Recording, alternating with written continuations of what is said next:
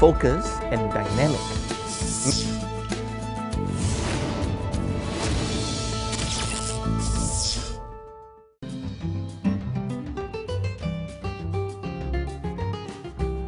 Driven, focused and dynamic, Rahul stepped a foot into the business world without an inch of a platform. He sits on the exclusive as our magnate whose perseverance for expansion represents the core of his spear and a synergy template to invest wisely. His plans from day one was to have many industries under his portfolio. He believes in being a master of investments and trade in the literal sense. With that, over to you, Renuka. Welcome to the Exclusives 2018. We're talking today to Rahul Pilaniwalla, whose road to success has certainly been interesting, but what's all the more remarkable is his approach to life. Let's meet the man himself. Welcome to the show, Rahul. It's a pleasure to be here today. Rahul, you've experienced so much success, and a lot of it when you were very young. Tell us how it all began. It actually began when I was having my education in the business field in Australia.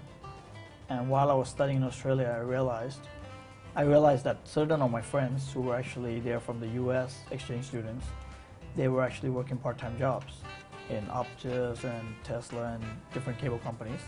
And I wanted to learn that how this business works. So I joined them.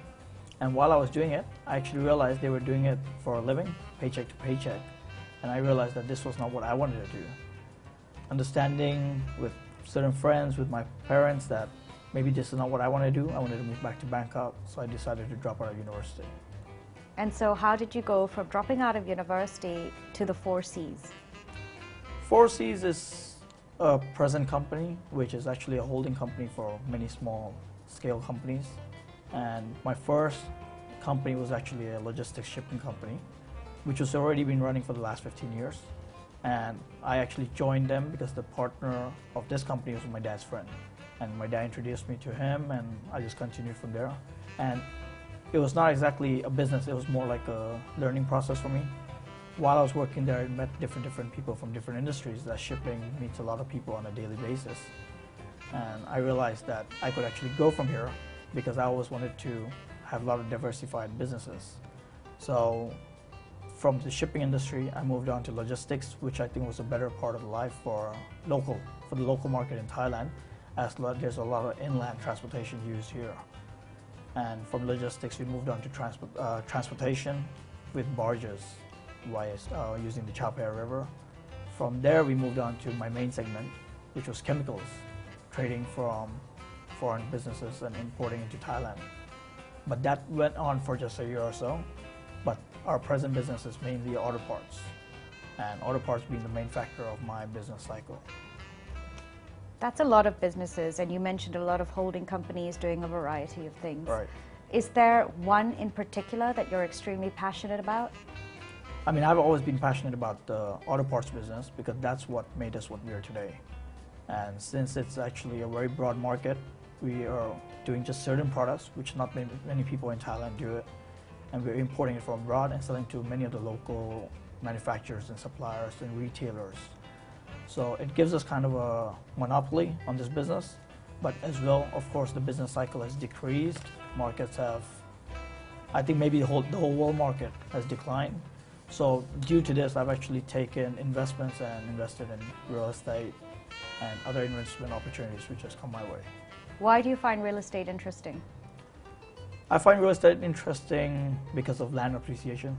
I think land prices always increase year to year.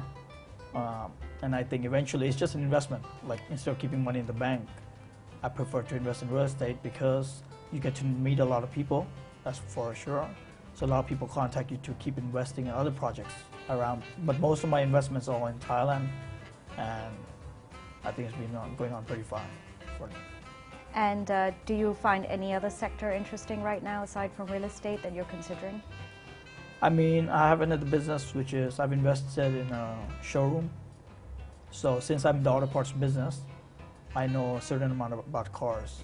So a group of my friends, they were very interested in always having these supercars. So we realized that when we buy the cars ourselves, we were paying a very hefty price due to the taxes to other people. So we decided that why don't we have our own showroom. So we invested in a showroom, we opened one up, and we realized that there's profit, but as well that you get to see so many different cars which you could not afford or would not want to buy for a daily use. But yes, you'll get to know everything about it. So that's a very passionate business at the moment. Rahul, you've talked a lot about Thailand. Tell us what your international footprint is like. We have offices in Japan, in China, and in Hong Kong and Singapore. So most of our auto parts business is all from Japan. Our chemicals importing and expansion in Chinese markets are all done by the Guangzhou office. And investments in various countries for real estate or for just mutual funds are all handled by Singapore. And Hong Kong is mostly for the local market in Hong Kong, which is also for the stock market, which we use our local office in Hong Kong with our partners to diversify to the European markets. Rahul, you've got a lot of offices in all these different locations. Do you spend a significant amount of time traveling? In the beginning I did. And initially when we started off different businesses, obviously we had to travel to those countries to get it sorted and make partnerships with locals over there. So, but at the moment, these businesses are pretty stable, so I don't travel. Aside from actually, we have a regular meeting every 3 to 6 months in Hong Kong, where all the partners or managers from different companies, they fly down and we have an annual meeting. Aside from that, I would say that I have been maybe very fortunate that all my partners or employees who are working in different offices have been very faithful and very sincere to our cause and our businesses. So thanks to technology, I feel that all my offices, all my work, and my partners were already linked through the phone system, and my work is mostly on my phone. I'm always traveling, even going from Bangkok to Pattaya, going to different parts of the country to meet my suppliers or my buyers. So I don't think so I need to actually travel abroad, as everything is on my system, it's on the platform. Well, Rahul and I, we go way back. We've been friends for well over 20 years now, and we became really good friends once he was back from Australia. I could tell from the school days when we used to do our assignments or tasks together that he's the type that could never work for a firm. He's a man who wants to be his own boss. He believes that eventually success can be acquired, and that, you know, he wants to be a successful businessman one day. So I think that's the character that Rahul has. That's the type of person he is, and then that's all reflected in his business portfolio as well, his strategies and the way he does business as well as a person. You could tell that eventually I knew that he was doing his business. It wasn't quite successful early in the days, but he's the type that would never give up. He is always hungry for knowledge, always looking for business opportunities, and not just any random opportunities. But then over the years, throughout the years, he takes his risk intelligently, and he studies them well. He makes sure that, you know, he has all the loopholes closed, and make sure that, you know, whatever his investments he intends to make turns out fine. And personally, I'm Rahul's investment consultant. So over the years, I've seen him evolved as a person, as an investor, and the way he thinks has changed a lot over the years. Initially, early in the days, I'm sure we were all the same. We were looking for quick buck. He was also one like that. But over the years, throughout the years, he's become more calm. He understands things more, and he's always looking for new ideas. I hope that he expands even further, because I know that's what he wants at this age. He keeps telling me that this is the right age, and that, you know, he has to do all that he can at this age to make sure that things are set for the future, for his parents, for his children, for his family, and everyone else. So I wish him all the very best. Jack Welch lived by 3 principles. Number 1, cash is king. 2, communicate. And 3, buy or bury your competition. More from us after the break.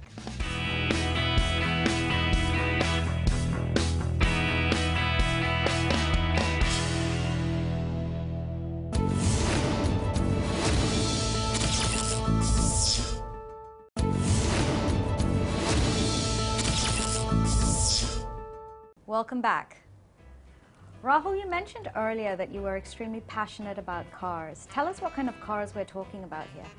Supercars. Porsche, Lamborghini, Ferraris. I think in today's economy and today's industry, most of the people, they want to be able to look forward to being able to afford one of these cars. And I've been very interested about these kind of cars since my days in Australia. because I think in Australia, since there was a very big background of Italians living in Melbourne, they all used to drive Ferraris, and I was always, from those days, I always thought that I would want to buy one day. So in Thailand itself, cars are very expensive, especially supercars, because the taxes are very high. And in a way, the taxes are high, but the taxes are going to the government. On top of that, the percentage, I think, the dealers, they actually put on the cars are very high as well. So me and a few of my friends, we decided that we should actually look into that profit as an investment, as we have so many friends who would actually buy from us. So we ended up investing into a Supercar Showroom, and we have been doing very well from there. Is there a particular car that you covet or you want in your collection? We have diversified in this. We have imported Porsche, Tesla, Ferraris, Lamborghinis, and I think I've seen them all. So for me to drive myself, it could be anything, but these cars are not something you would want to drive every day. It's actually just a passion to have them parked at home. So since you're having like an investment in a showroom, you can, whenever you want to see it, you just go there. You can have the feeling, you know. Right. Rahul, what's your approach to risk? Would you say you have a high risk appetite? I think everything's a risk. Just getting up in the morning's a risk, going to work's a risk, getting on a flight is a risk. But me, myself, being a businessman, I have to manage the risk I'm taking in my businesses. And I believe to manage these risks, I've been diversifying the businesses. And my businesses are actually not linked to each other. They're all in different industries. So it's not possible for all these businesses to collapse or have a breakdown at the same moment. So, for example, last year I think there was a Korean liner that had a downfall. And it was actually an opportunity for us because they were actually losing thousands of customers, but these thousands of customers still had businesses to run. So they had to approach different liners, different freight forwarders, logistics company, and that was beneficial to us, and along with us, many other competitors that we have. So to answer your question, I have a very high risk appetite because I'm very optimistic and I have a lot of self-belief. Rahul, all businesses are cyclical and there are always ups and downs. How do you maintain a positive outlook when things get tough? From my experience, which I had in the beginning when I started the business, I went all 12 months without any orders or any income. And for me, it was just a learning process. This process I could not learn in a school or university, or a teacher could not teach me this. This is the reason I dropped out of university. And for me, it's always been a curve of learning from different experiences. Even presently, having businesses in so many different industries, it's just a learning process. So whenever there's a failure, you learn more and you just keep expanding. So I have a mindset that everything you do, you just take the good out of it and move on and on. Rahul, is there a public figure that you find inspiring? Without a doubt, for me, it'll be Steve Jobs. He's a trailblazer who changed the way we communicate, interact, and entertain. He once said he wants to put a ding in the universe. For me, put a bang in the universe. Rahul, what is your definition of success? For me, success is not about material, not about the investments or money or real estate I own. Success is more about the impact I'm leaving on people around me, my staff, my partners, my associates. For example, I'm going to a meeting. Once the meeting's over, I want them to have a feeling that that was such a great guy. They want to be where I am today. That is success. As well, for me, success is about the security I'm leaving for my family, being able to sleep at night, having a peace of mind. To me, the true benchmark of success is to know that even one life had it easier or smiled because of me. Hi, my name is Suk. I'm Rahul's wife. What do I say about him? He, as a family man, he is there for his kids, always. He's always there for his parents, there for me. He makes sure that he takes us out on weekends. If we make a trip every once in a while, it may be abroad, it may be out of Bangkok, but he makes sure that he spends time with us. He does get stressed from work. He makes sure that he doesn't allow that to affect his personal life at home. He talked to me about his work all the time. We discuss about work. He's always finding solution to his own problem at work and doesn't allow that to affect his kids, me. He's always there for his parents, making sure that everyone's need is taken care of. He can be annoying at times, but that's the fun part, you know. His kids love him. We all are very thankful to have him in our life. He's a great man. I wish him all the best with his work life, with his personal life. May God always be with him and with us. Thank you. Success, as we've learned, is very subjective, and everyone has their own definition of success. Only you can define what your success is. On that note, let's take a break.